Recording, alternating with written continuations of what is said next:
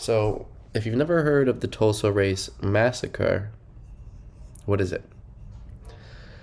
The Tulsa Race Massacre took place on May 31st and June 1st, 1921, when mobs of white residents, some of them deputized and given weapons by city officials, attacked black residents and destroyed homes and businesses of the Greenwood District in Tulsa, Oklahoma, United States. Alternatively, known as the Tulsa Race Riot or the Black Wall Street Massacre, the event is considered one of the single worst incidents of racial violence in American history. The attacks burned and destroyed more than 35 square blocks of the neighborhood, at the time one of the wealthiest black communities in the United States, known as Black Wall Street. More than 800 people were admitted to hospitals, and as many as 6,000 black residents of Tulsa were interned in large facilities, many of them for several days. The Oklahoma Bureau of Vital Statistics officially recorded 36 dead. A 2001 state commission examination of events was able to confirm 39 dead, 26 black, and 13 white, based on contemporary autopsy reports, death certificates, and other records. The commission gave several estimates ranging from 75 to 300 dead.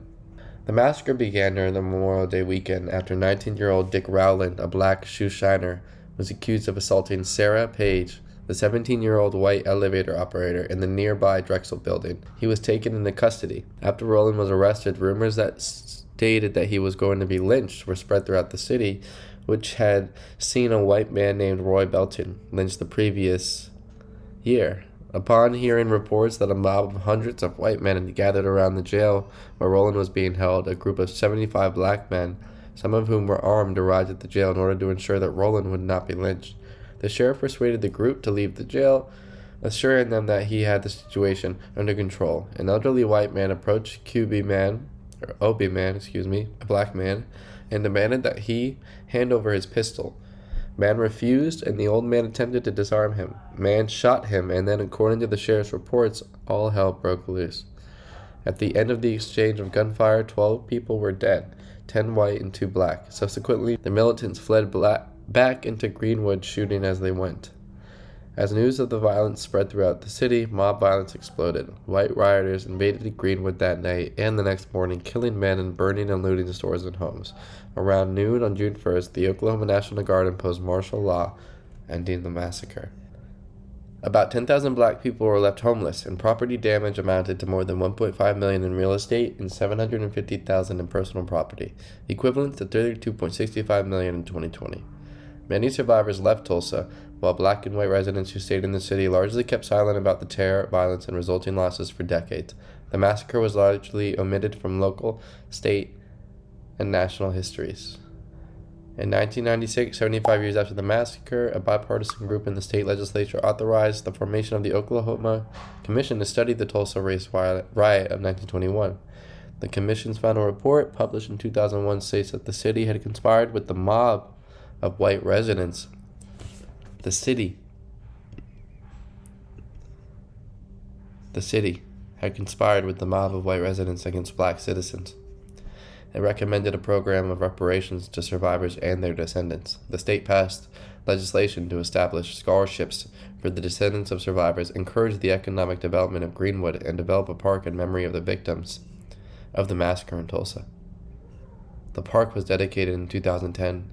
Schools in Oklahoma have been required to teach students about the massacre since 2002, but in 2020, the massacre officially became part of the Oklahoma school curriculum.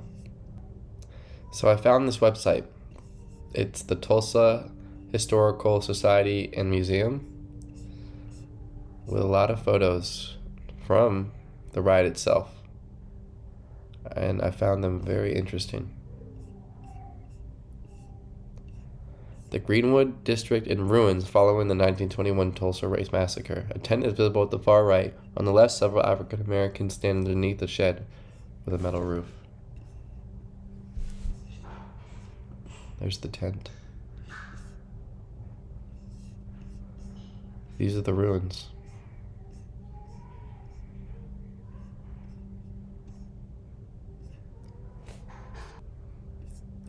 A group of armed men standing at the railroad tracks on Greenwood Avenue watching smoke rise from a burning building during the 1921 Tulsa Race Massacre. One of the men center is an Oklahoma National Guardsman, a freight car from the Missouri, Kansas, and Texas Railway is visible in the background. A man at the far right holds a rifle or a shotgun. So, a massacre is going on, and this photo is being taken. Let's see. I don't know. What do you guys think? Comment below. I do live with others. If you hear them in the background, no worries.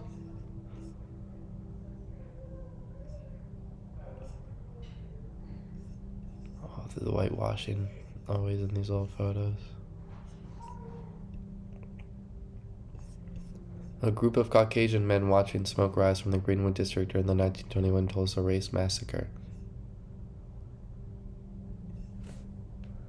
The image shows a railroad track in the foreground. The Woods building, built in 1914 and located at 105 North Greenwood Avenue, is visible in the background on the right.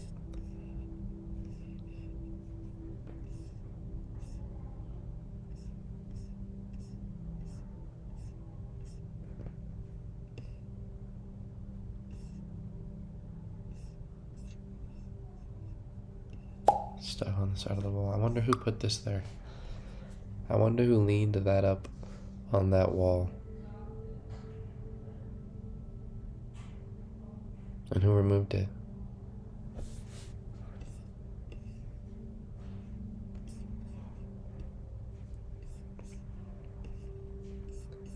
An image taken from a hillside overlooking the burning Greenwood district during the 1921 Tulsa Race Massacre.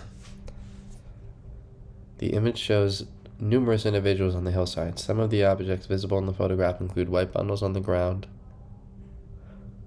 White bundles on the ground.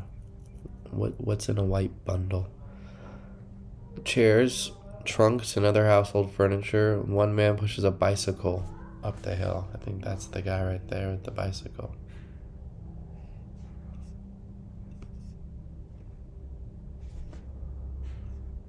Are these the white bundles?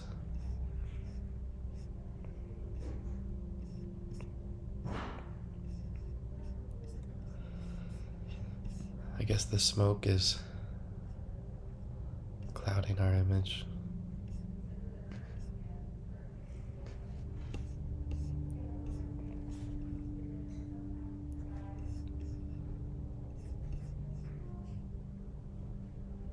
A huge plume of smoke covering the Greenwood district during the massacre.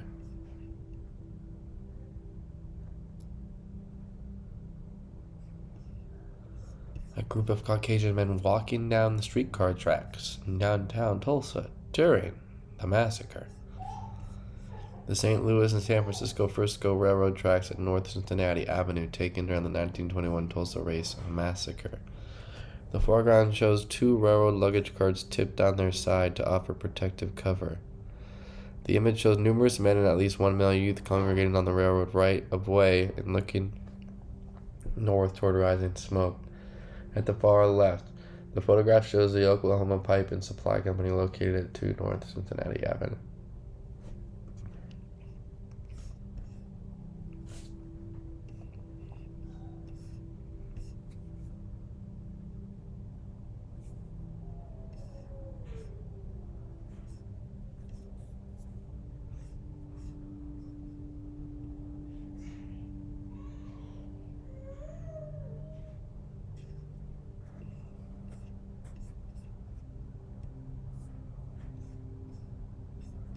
So,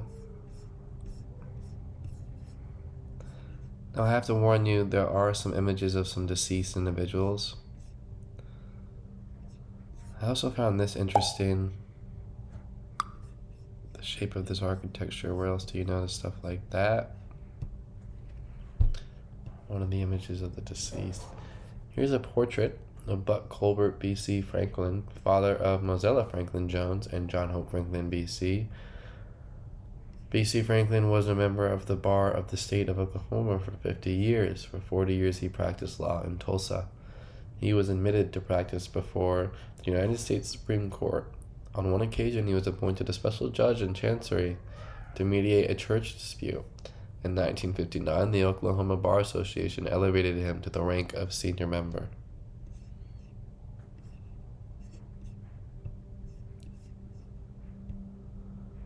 Photograph of Peter A. Chappell, a graduate of Hampton University. He received his law degree from Howard University in 1914. He moved to Sapulpa, and in 1920 he opened a law office in Tulsa with B.C. Franklin and Isaiah H. Spears. He served as chairman of the Relief Committee that went to New York and the East Coast soliciting funds following the race massacre. His law firm sued the city of Tulsa for $2 million damages as a result of the massacre. This suit was later settled out of court.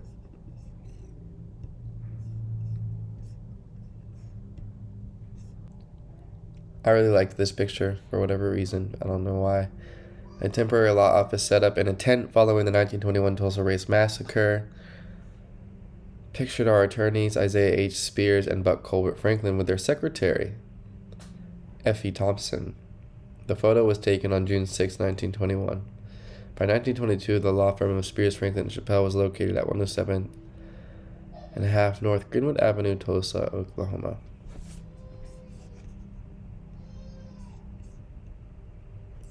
An image from the first edition of the book Events of the Tulsa Disaster by Mary E. Jones Parrish. The photograph depicts Mary Elizabeth Jones Parrish, author of Events of the Tulsa Disaster, which was published in 1922. Let's go to the next few pages.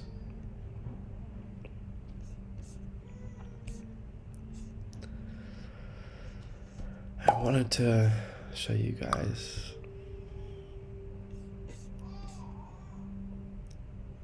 there's a lot of amazing photos. I really encourage you guys to click the link below and go through them.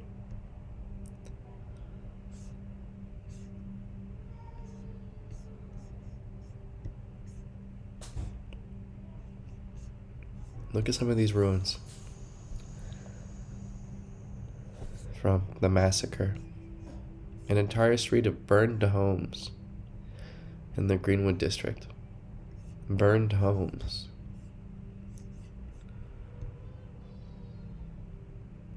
Burned house.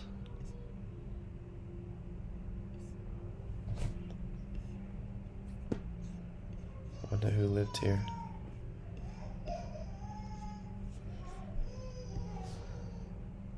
Numerous tents set up by the American Red Cross as temporary housing for displaced Greenwood District residents following the 1921 Tulsa Race Massacre. These tents are located west of Red Cross headquarters.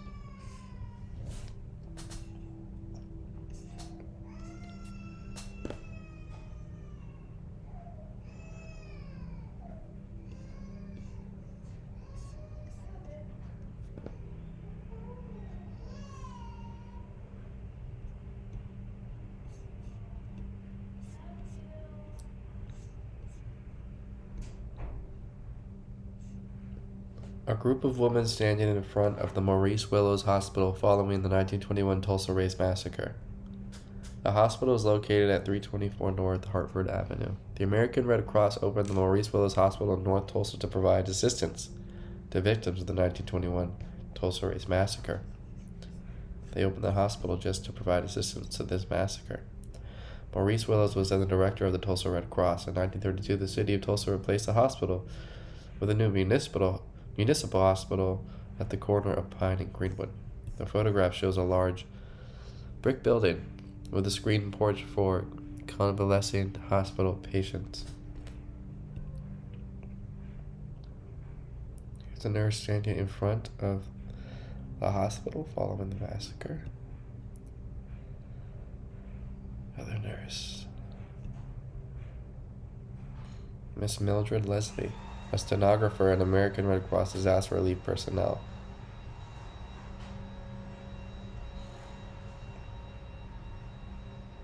Three American Red Cross disaster relief personnel. Mrs. Godfrey, an American Red Cross disaster relief worker.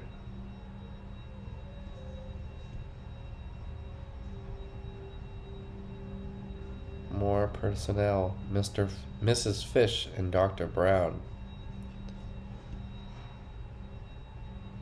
Here's Miss Fish.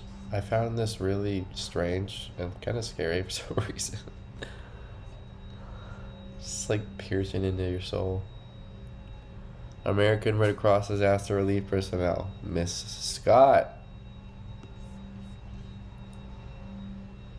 Clarence H. Dawson and Miss Godfrey.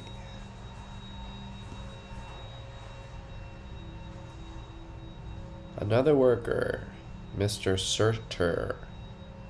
Just a relief worker. It's a normal thing.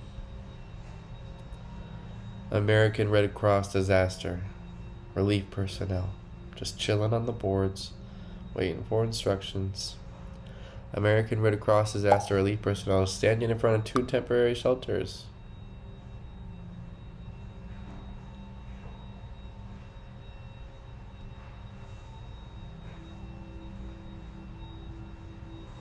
Let's go back to this.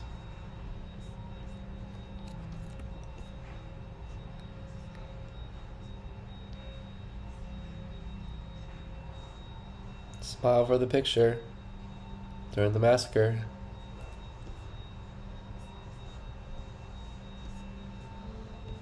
I think some of them are like, what's going on here?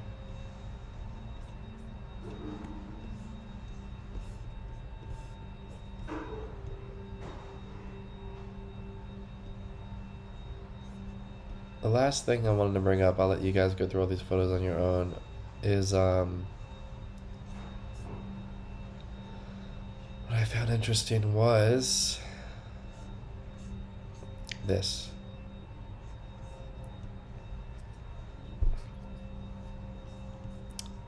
So, mind you, they had all the identities of the relief workers.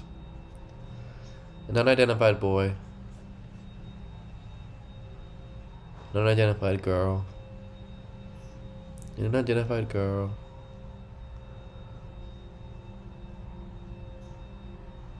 you know, all these identified people are coming in to help all these unidentified people.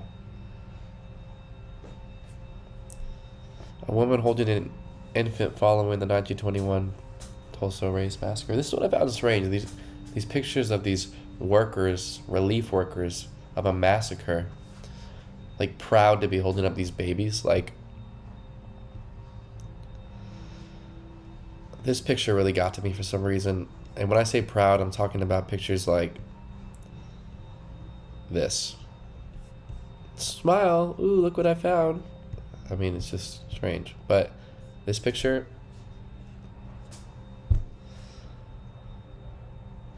got to me. I don't know why.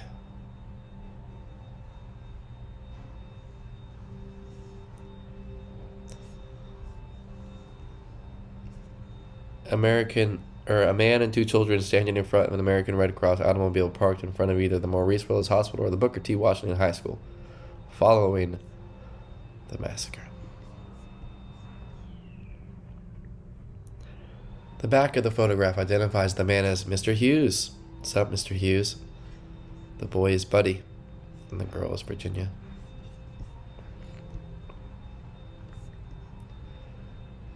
An American Red Cross worker, Jean Prout, holding an infant, a victim. Unidentified. Mrs. Prout came here from Tennessee. A woman sitting on the porch of a wood frame house following the massacre. The area surrounding her home was not burned.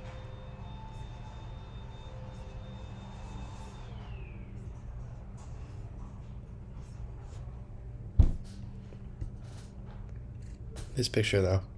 Clarence H. Dawson, a relief worker, holding an infant. He looks like proud. It's really strange to me.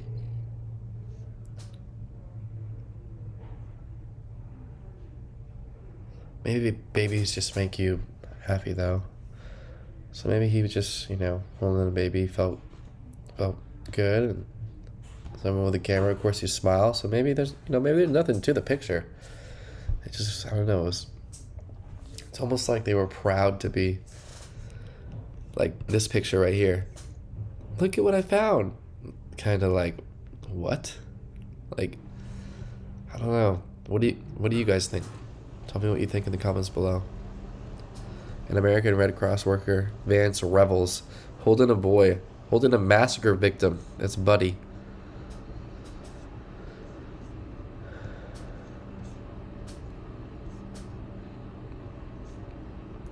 This picture too, guys. Really strange. American Red Cross worker, Miss Watkins, seated in chair, pretending to spank Buddy. A victim of the massacre in the care of the Red Cross. Others look on in laughter. Ha ha ha! You're pretending to spank Buddy. Oh, the boy we just saved. I don't know. I don't get it.